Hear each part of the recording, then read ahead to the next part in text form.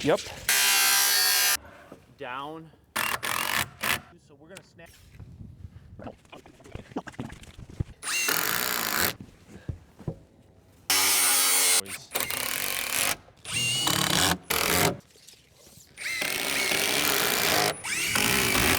I'm pumped because it's a gorgeous day today. I mean, it's cold right now, but it's gonna be 48 degrees almost. I come out here to get everything warmed up. The boom lift didn't start, the scissor lift didn't start, and the Magni did not start. Literally the 3 pieces of machinery that we needed this morning to get up on the roof and get these valleys done and the sheeting done. So, you know, once again, we're spending time doing cold weather work. And you know what? I probably should get some maintainers, put them on these machines at night. I just need to do that. Or new batteries, I'm not sure. So this is a 24 volt system on the Magni, which means you can't just jump it with a standard 12 volt charger. So we're gonna run 2 12 volt batteries in parallel, and hopefully we get these to jump. This battery was strong this morning.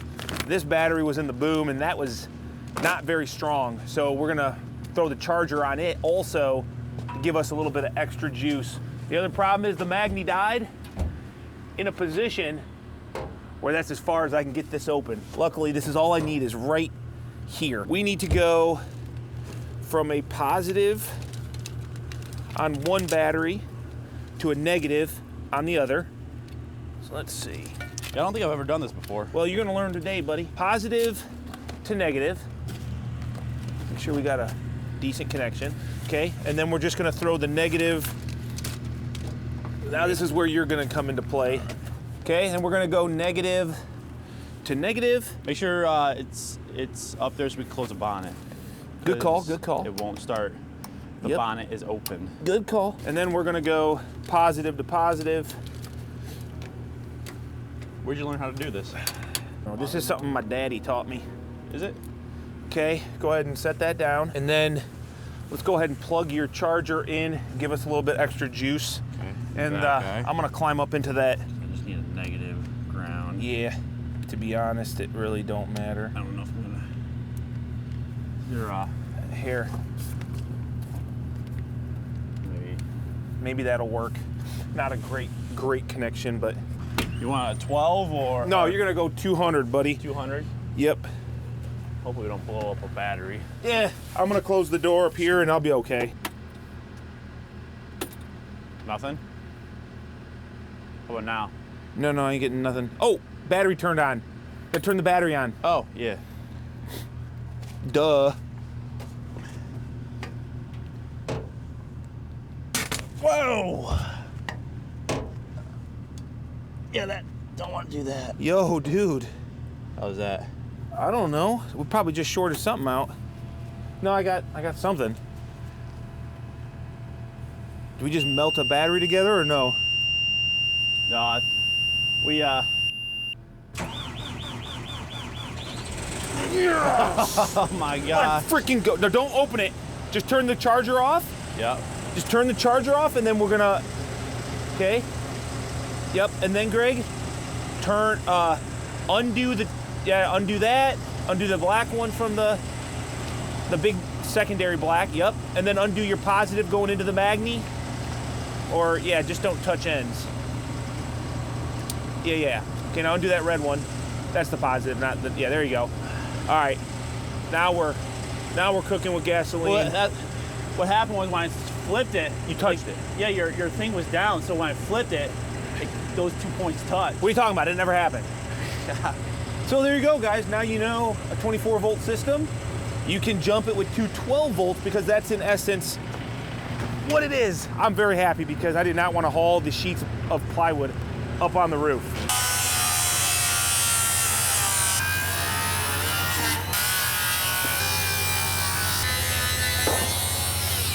Definitely trying to be a little bit smart here, guys, because these pieces of wall sheathing that we're cutting right now, you'll see where we're gonna put them. I'll show you. And I think we're being a little big-brained right now, making sure we do this now versus after our roof sheathing goes on, which is what we're gonna get into here. These guys are gonna be hard to get at if we don't do it right now.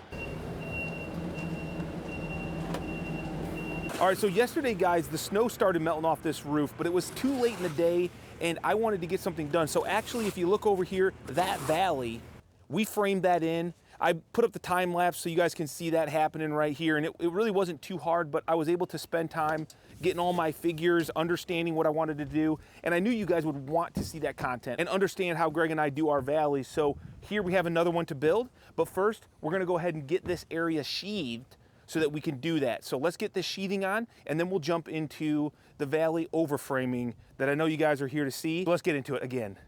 Let's get into it. Let's get into it. You know, let's just do this thing. Okay.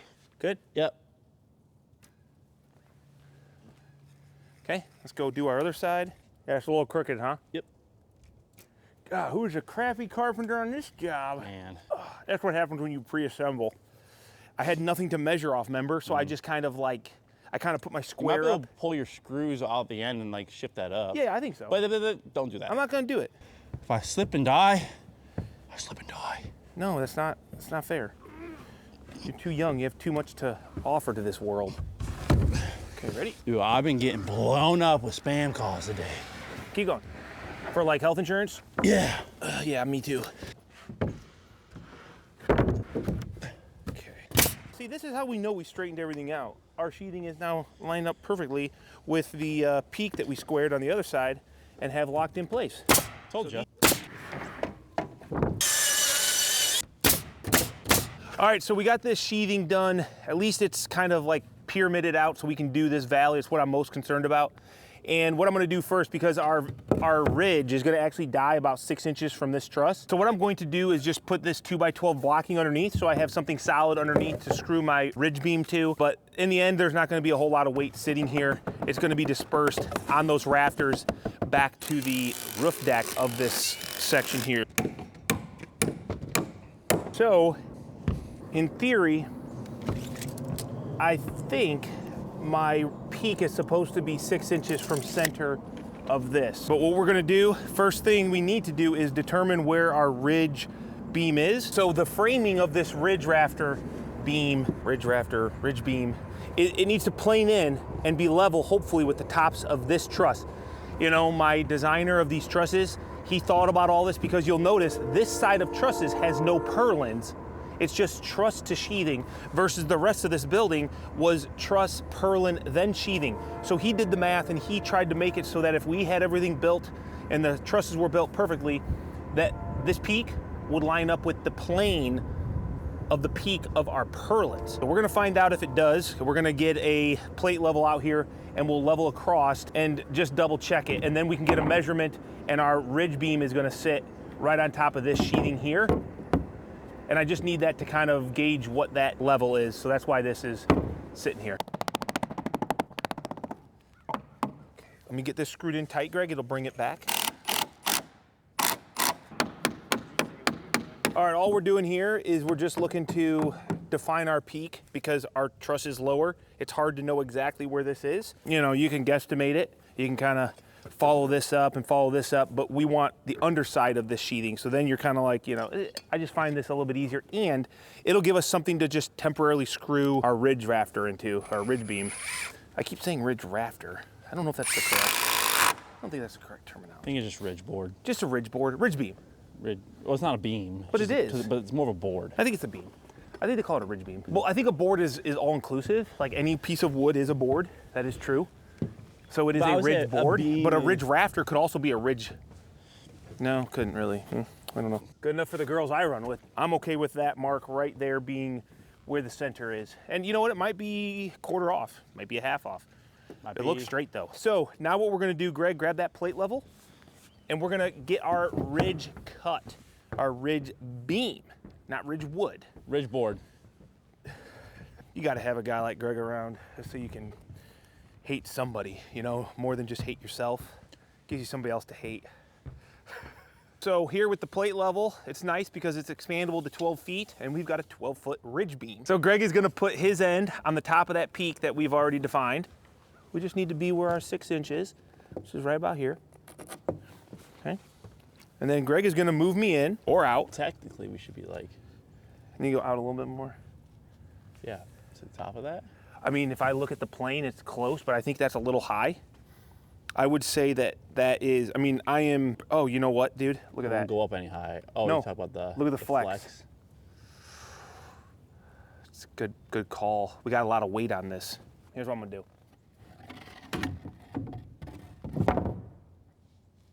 If I just take the weight off of it, it's perfect. Okay. So we're just gonna run with that as the height of our ridge, which is what it should be. I mean, I'm good with it. Okay, hold that big dog.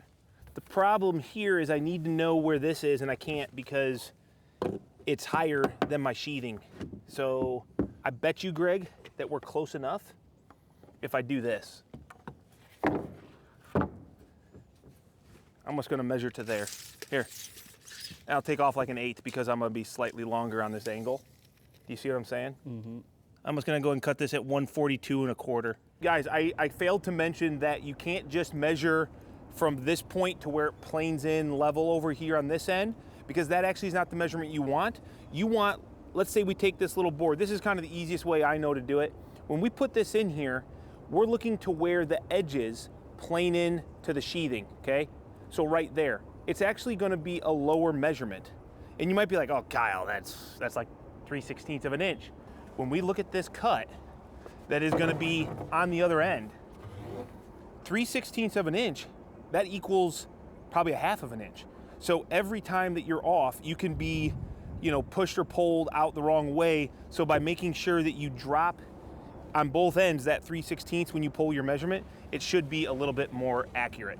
So if Greg is gonna hold this here, and we're just gonna check this, you get yourself centered there, Greg. Pretty close is all we're after. We're just post framers. So now, I'm just gonna get this kind of close to where my 6-inch mark was, which is right about here, okay? So we got a nice cut. And then we're gonna take our plate level real quickly, and we're just gonna verify that this is sitting level. So there you go. So I failed to mention early on, you gotta make sure you reduce that measurement. Remember, I was up a little higher. I went ahead and when I cut this, I cut a 1/4 inch off from my measurement. Do with that as you will. Yes, perfect. I'm gonna leave this out, and I'm gonna probably put a full piece in. I just have this scrap up here to kind of make sure that I'm where I wanna be. So I'm just gonna put a toenail in this guy, right through into this block just to hold it where we want it. Now we've defined where the ridge is gonna die in, and we know where our valley is gonna die in, because that's where this top of sheathing planes into the bottom of this sheathing right here. So this is the point that we need to snap a line so we can start laying out our sleeper framing, because we're gonna do a 2x12 sleeper that runs over top of this sheathing. That way, if our rafter happens to land where there is not a truss underneath, we've got a little bit more structure there. So Greg, let's go ahead and snap some lines, buddy. So I'm going to this point right here. And Greg, you go ahead and snap it, dude. Ready? Yep. All right, I'm gonna need to put this back here, because what we need to do, this is where the sheathing of our valley is going to plane in. The bottom of the sheathing. No, the bottom of the sheathing.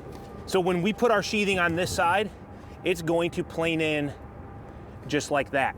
But what that means is our framing has to sit above that and above our sleeper. Let's say Greg's level is our sheathing. It's gonna come down and it's gonna be sitting on top of a rafter. Our sleeper board is gonna sit like this, and the rafters will die on it. But that means that this sleeper has to be back so that when the sheathing and the rafter plane in to this edge, it's all in plane. So it's not gonna be out here at this line. And this was something that always kind of confused me when I used to do this, is how do I figure this out? And really all you have to do is this right here is a 412 pitch roof. From this point back to where this is, that is gonna go up at a 412 pitch. So you can determine with an 1.5 inch material with a 412 pitch what that measurement is, which is 4.5 inches. So I just go ahead and I measure from this way back 4.5 inches, and we're gonna snap another line, and that will tell us where our sleeper has to go. So let's go ahead and do that, Greg. And this might not be perfect, guys, because the trusses are not built perfectly. There can be ups and downs, differences in thicknesses of wood and lumber and all this other stuff. But if you kind of follow these rules, you should get really, really close. And in the end, this valley line will be nice and straight. It will look good. 4.5 might be perfect, and it also might be just a smidge off, depending on, the thickness of this edge here and all this other nonsense. So we know what we should do, but you always have to kind of play with it just a little bit. All right, so that is where our sleeper is going to go. Now what we can do is we can cut that. What I'm going to do is, in order to find this dimension, I'm just gonna put my square here, and we're sitting at 41 degrees on my snap line. So I'll cut that 2x12 at 41 degrees, and it'll be close enough. It might be a slightly off because of the compounding nature of that angle, but I'm thinking it's gonna be just fine.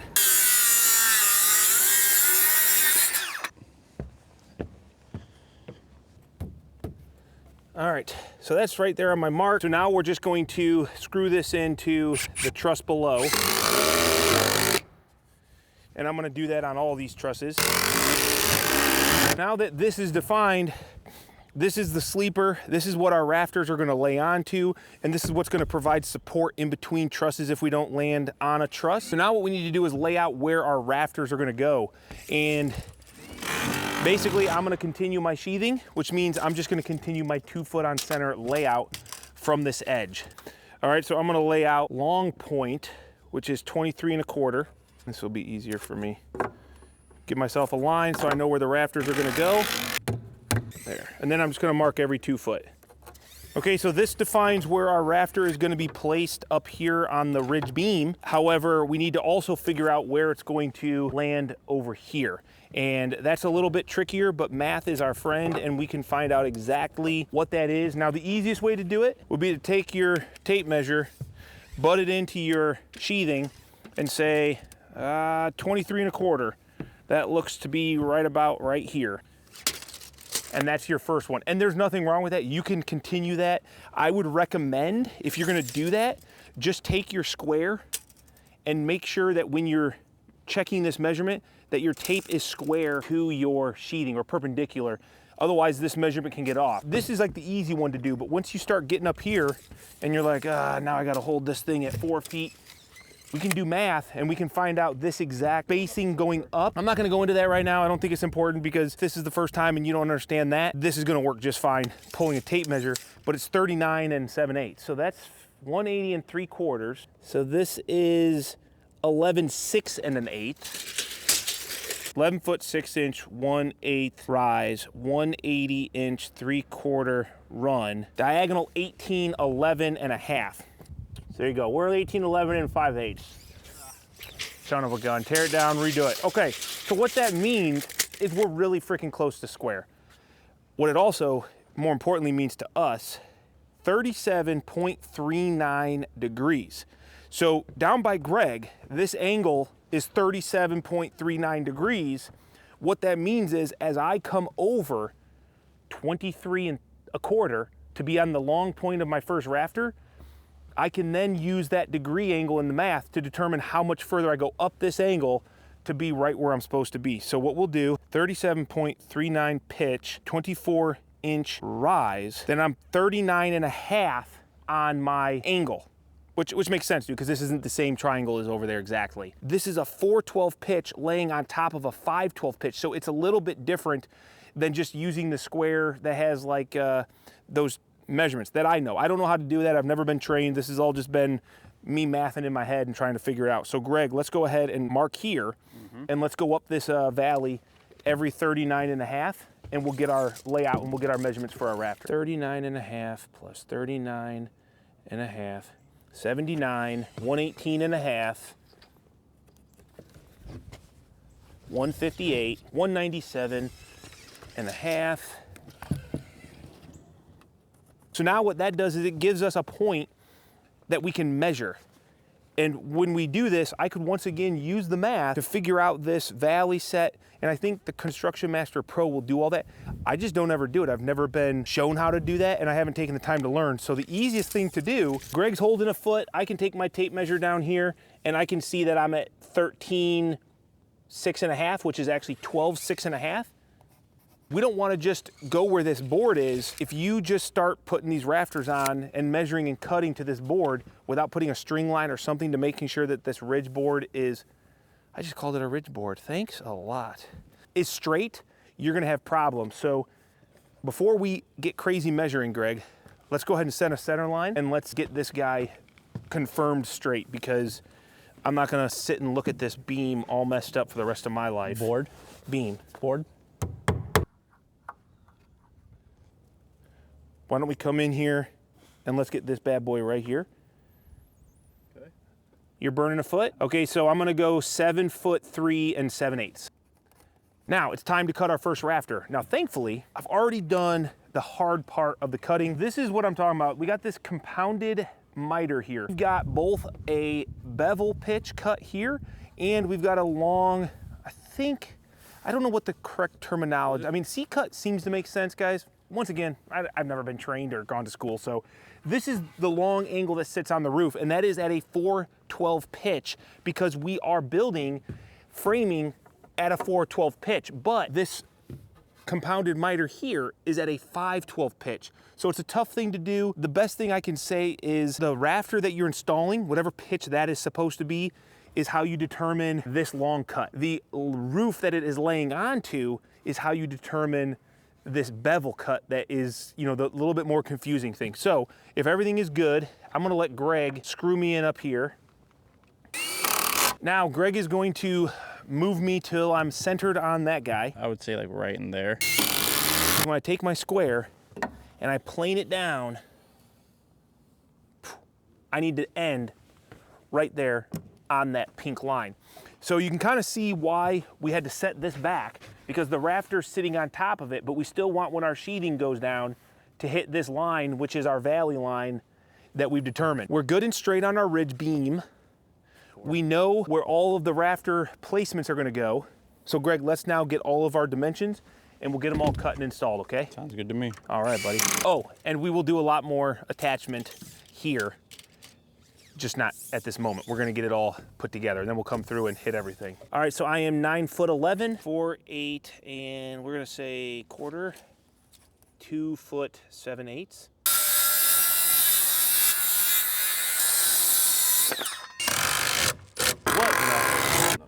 Was this a scrap board? Did I grab the wrong board here? Because that's not even close to... You would have had to measure it. 2 foot and... Oh, wait a second. Is it 1 foot? It's 1 foot 7/8. We foot-itised it because you held me at a foot. Well, you were at 3 foot though. No. Yeah. No, dude. You just measured it. It was 2 foot. Oh. Oh, yeah. So wait, what the heck then? I messed up one of these guys at some point. I must have cut the wrong pitch down on the ground, and I know why, because I switched my Martinez square to a 5/12 pitch because I was cutting something else, and then I went and cut this. So this actually, I cut it wrong. Well, now I'm gonna cut it right, hopefully, so you guys get to see, I guess, me make one of these thick cuts, which is really not that special. I like it. I was wondering if you're gonna let that fall. Oh, thank God it worked, dude. I was nervous. All right, so that is a side of a valley. And we're also going to, when we talked to my truss engineer and we talked about this, he recommended, like right here, we've got like a truss coming through. Just take a board and we're just gonna stand it up on this guy. We're not too concerned here or here as these spans get closer, but we're just gonna add a little bit of support down to the truss below right here. I bet you would be just fine, but might as well, we'll just take a scrap board and screw it in there. So Greg, let's go ahead and get this all nailed off and we'll start laying out this other guy. I'll get my 2x12 sleeper cut and we'll move into just a nice little build sequence, guys. We'll finish up this valley so we can get on to sheathing it as well as sheathing the other before rain tomorrow. Oh, and if you have questions, yes. I mean, Greg's email is... No. Put them in the comments below. And I will not be reading those comments. Unless, what if they have a question for you? Like, Greg, what's your, what is... Talk to my good buddy Kyle here. He'll let you know. Routine? You know, oh yeah, get ready with me. Tutorial. Get ready with me tutorial. And hopefully, we never even checked this, but if I were to hold over here, there we go. This should be 8 foot center, and it looks like we're off just a smidge. So, and that's because this is off. I'm a strong 1/8 or better down here. I need to come up the hill, Greg. That's why it's good to check these things, you know? Do you see this? I'm off. Did you put this here? No. You did this that. The one I just did? Yeah, you did that.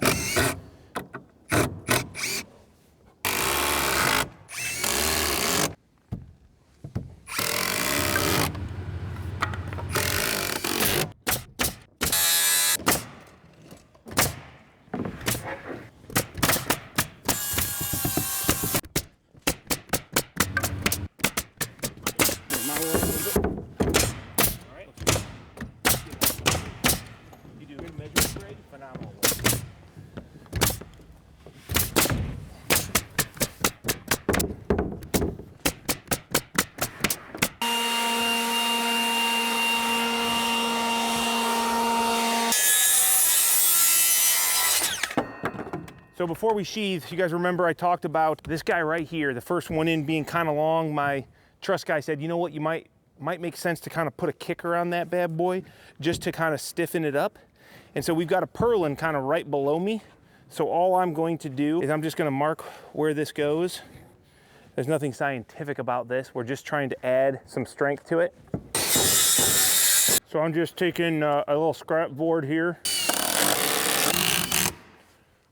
And we're just adding a little bit of structure to that guy so it doesn't squash down with any snow load, which I don't think it will. My engineer, he said, you know, it might be worth just doing it because you're gonna have scrap boards, it won't hurt anything. Something to just think about when you got long rafters, short pitch, like this, where it's only a 412, you got stuff that's gonna sit on a lot more than if it's steep and it will run off. So, all right, Greg. So after we get this one full piece in, we're gonna have to cut some angled pieces, and I'll show you how we discover that without having to do a whole lot of work, in my opinion, and we get perfect angles. I got this piece here, and we need to figure out how do we, like, what do we cut here? How do we know the exact angle? When I started off, what I used to do is I'd measure this angle here. Yeah, I get that measurement, and then I'd come over here and I'd be like, this is gonna be about, you know, so far. And then maybe I'll check it with this diagonal, but really it's quite easy. Greg, let's do the triangle. Okay, we're gonna get the full dimension of this valley set, and we're gonna find out this angle, and then we'll use it to calculate perfect cuts on every sheet. 188 1/4, and then here we're about 141 3/4. 188 1/4 run, 141 3/4. So that's my run and my rise, which gives me a pitch of 37 degrees. Greg, let's get this dimension here. This is the only measurement we will need, say 90 1/4. Now we'll go over to this sheet and we'll cut it with just that dimension and knowing the angle of our diagonal. Okay, so we know 90 1/4, but we need to find out where this angle cut goes and how far down to go. So what I'm gonna do is go back into my Construction Master Pro. I'm gonna type in my 37-degree pitch, and then I know that my rise, which is across this length, is 47 7/8. So what that means is that my run is 63 9/16. So from this point up 63 9/16, we're gonna write that down so we don't forget it. 90 1/4 minus 63 9/16, 26 11/16. So all I did was use the math to figure up the angle of my pitch, and then I know exactly how much will get cut off every sheet if I know one measurement. If I know my long point, I'm just gonna subtract the 63 9/16, and that's gonna give me, in theory, the perfect cut. So let's go ahead and see what we got. So what we're doing is we're increasing, because this dimension here is our snap line on the valley. That is where the bottom of the sheet planes in, but we're actually gonna extend that with a bevel, which you'll see. So we know it's 5/8. So we're just going to add 5/8 to this measurement. It'll all make sense here in just 2 seconds, guys. All right, so now you can see along this edge maybe, that's bevel cut.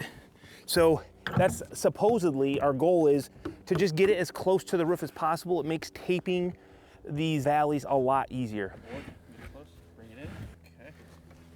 So now when you look at this right here, you see how this all planes in, and then we put this bevel cut on there. That was so that we could bring it out as far to this valley as possible, so that we knew that this tape would be great. If it's cut flat, you can do that. It just creates like a weird divot in the tape that we don't like. It just doesn't look good. You have a better chance of ripping your tape when you're working on it, stuff like that. What we're gonna do is Greg's gonna nail this off. I'm gonna go cut this next one, which all we have to do is use that same math, which was 63 and whatever I wrote down, 9/16 or something, from the longest point of an 8-foot sheet. I'll measure up 63 and whatever, make the angle, and it should lay right in here just perfect. We're just gonna run this down until it lines up with my other valley line. Now all I'm gonna do is just grab this quick measurement here, and I'm gonna do the same basic thing, 61 3/4 as my run, 37 degrees as my pitch, and it'll give me the rise because it's not gonna be a full 4 feet here. So once you know the angles, it is super easy to cut a valley perfect. Back in the day, I used to pull my tape 10 times, make the cut, and then I kind of had to cover it up real quick because it usually looked like crap. These are the valleys I'm proud of. 37 pitch, 46 5/16. So then I just come over here, 46 5/16. Now, the one thing I do want to stress though, guys, is this will never work if your sheathing's not running square, your roof isn't square. You can fudge it, you can make it work, but this all is a lot easier if you can keep your framing a little bit better than rough. You know, rough framing's fine for some people, but I find it makes my job a lot easier if we try to make everything as good as possible.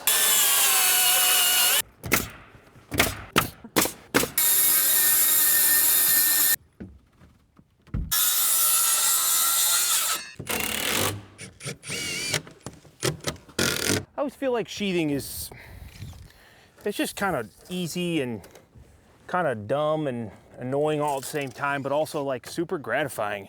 Like getting these valleys sheathed in, once this gets taped, and I think when we walk away at the end of our day, we're gonna look back and it's gonna look like a way different building having these details done instead of these weird roof lines not tying into each other. So as much as I get annoyed at this process, it's also super gratifying.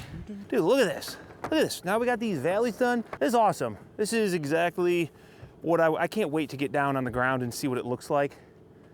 We're not ready for rain. We still got some more sheathing, but I'm short a couple sheets that I got at my shop, so I'm gonna have to go bring them here, guys, unfortunately. But hey, we're gonna get out of here. It's been a project getting these valleys done, waiting for the snow to finish, to get it cleaned off, to get up here.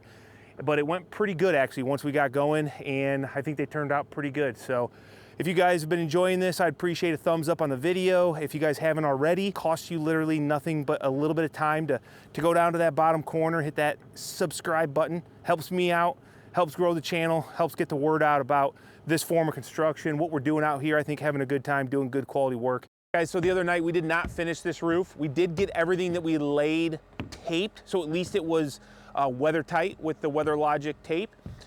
But we're back here this morning. We had the last couple days of rain, wet weather. We're gonna go ahead and get this thing tied up. I know there's one thing I wanna show you guys that Greg and I thought of that we're gonna do preemptively so that we don't have to work hard later. So stay tuned and we'll get this roof wrapped up. Oh, hey, look, it's my sheathing. Thank you, Magni, for bringing out the sheathing for me. Oh, it's me, I'm doing it. It's me, right here with this remote, Greg. There's no one down there. Yep. You're too quick with those gravos, dude.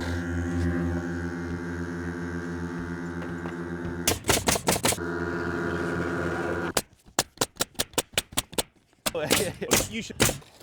Okay, guys, so we had a little bit of a big brain moment in thinking about this. You see this little area right under here? If we cover this with roofing right now, it would be very miserable to have to lay under here, get our sheathing way up here nailed off. Like that's gonna be really hard regardless when it comes time to side and trim this. But we're at least gonna take as much of the effort out of this now by getting our sheathing and stuff done here so that we don't have to do that later, because when we get into siding and we get into soffits, we're gonna be using smaller tools. We wanna put that gun up in there. That's gonna be hard to do. So we're gonna leave this off. We're gonna go ahead and get this wall sheathing on now. I think it'd be a good move for us. Too bad we didn't have everything here. Like our siding and our roofing and everything. So we could do the flashing up the wall. Yep. Okay, big brain moment number 2. Next time I build a shop for myself, I'm gonna think about that.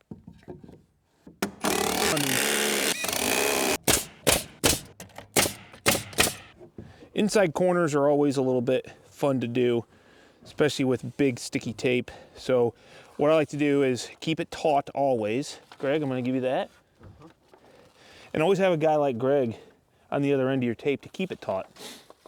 I mean, you can do this with one guy, it's just a lot easier with 2. All right, and then just go ahead and fold it in half. And I've actually already made a mark. I've already made a mark with a pencil where my midpoint is, so I can hopefully, see, this will all be above the soffit. This is kind of where I'm gonna start, Greg, right here. And then we're just gonna Follow that line down. So once you have it all kind of stuck to the one side, then I kind of just work it from the middle. It just goes nice and tight in. My fingers are stuck.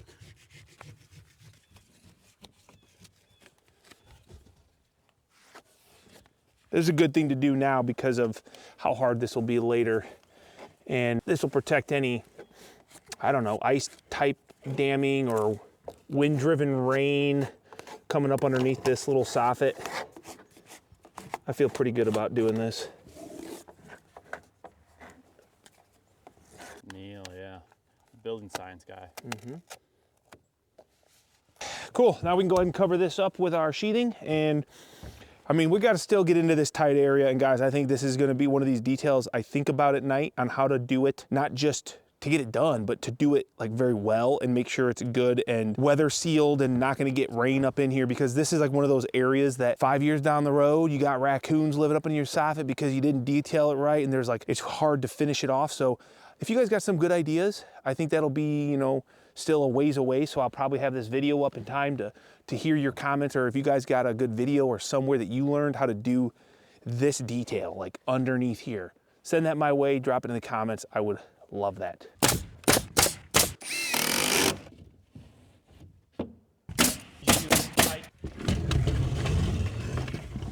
It's gonna be fun to put soffit in.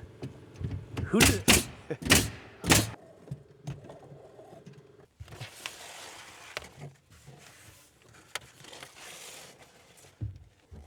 There we go.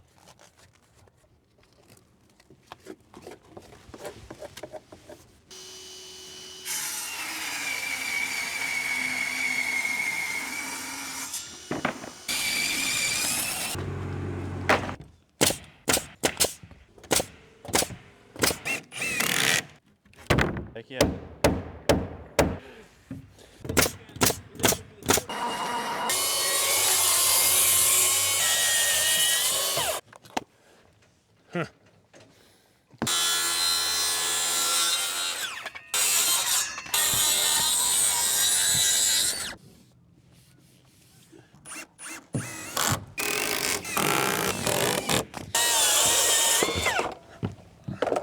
I am glad as well, Greg, that you could have been a part of it. That's what memories are made of. That's what memories are made of. We'll be old in our diapers thinking about this day. I can promise you when I get older, I probably won't be able to remember any of this stuff. My memory already sucks. Sometimes I forget why I even have you here. That's so mean. Wow, dude. Is I'm anybody just joking, dude. I know exactly why you're here.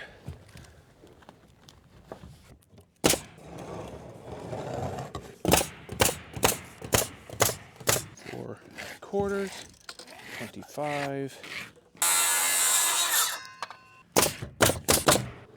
All right, that kind of wraps up the framing on this roof, the sheathing, and now we just got a little bit of tape to do, and this will be weather tight, and we'll be onto the walls. That'll be the roof sheathing, guys. That's feels good to be done. It was a big milestone, and now I can get all my double checks on my measurements. I got standing seam metal roof coming, image 2 for metal sails that we've used in the past, and we got a lot of details on this roof, so my hope is to take you guys through a lot of those details. If you got questions about standing seam, I say standing seam, it's more like a, what do they call it, Greg? It's more like a snap lock metal roof. It has the benefits of a standing seam, but since we have sheathing, since this is a residential application, we're not doing this monster, you know, commercial double Pittsburgh roll standing seam deal. I think it's more friendly to the contractor, more budget friendly for the client, me, and I think it looks awesome. So definitely stay tuned for that. Hit that subscribe button if you guys want to follow along, and we'll catch you on the next video. Wait, you're the customer? It's me, dude. I've been lying this whole time. I've been telling you that we need to do good things for the customer, and that's always been me. I was wondering why we've never seen him around here. Yeah. All along, he's been here the whole time. You're so dumb.